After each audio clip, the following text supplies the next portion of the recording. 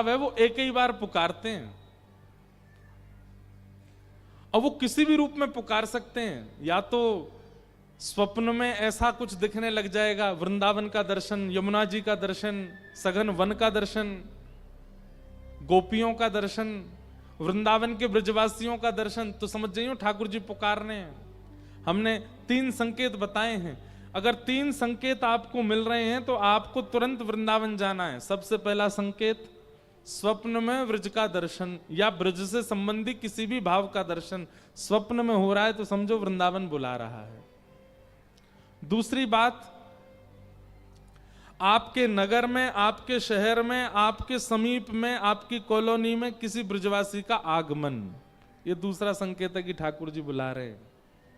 और तीसरा संकेत, ब्रज में किसी भी ठाकुर का या ब्रज के किसी ब्रजवासी के यहां से किसी प्रसाद का आपके घर पर आगमन।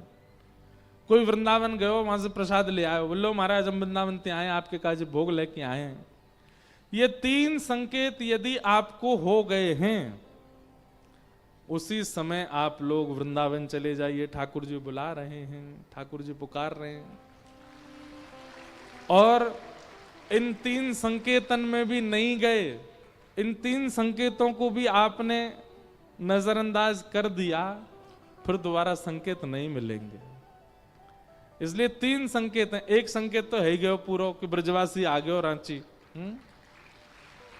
अब बाकी के 2 संकेत पता नहीं आपके पूरे हुए कि नहीं, स्वप्न वाले और ब्रज का प्रसाद।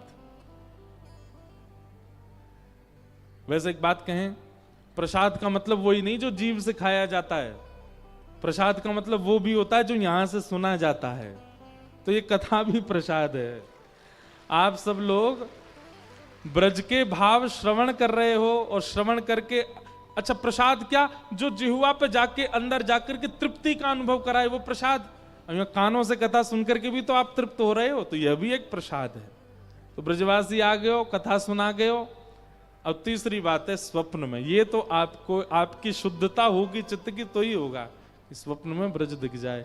उसके बाद बिल्कुल विचार मत कीजिएगा, चाहे आपके लाखों का काम रुका पड़ा हो, छोड़ के भागो वृंदावन। एक बार तो राधारमण जी को देख के आओ, क्योंकि ठाकुर जी बुला रहे हैं।